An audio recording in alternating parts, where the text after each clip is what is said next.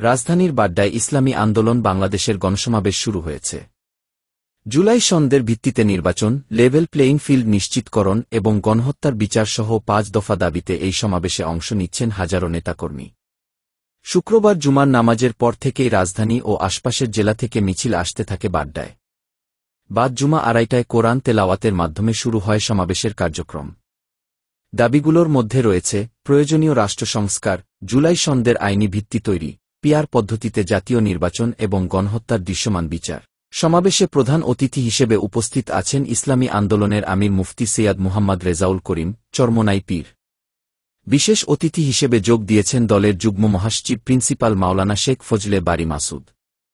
বক্তারা দাবি তুলেছেন, জাতীয় পার্টি ও ১৪ দলের বিচার কার্যক্রম চলাকালে তাদের রাজনৈতিক কর্মকাণ্ড নিষিদ্ধ করতে হবে।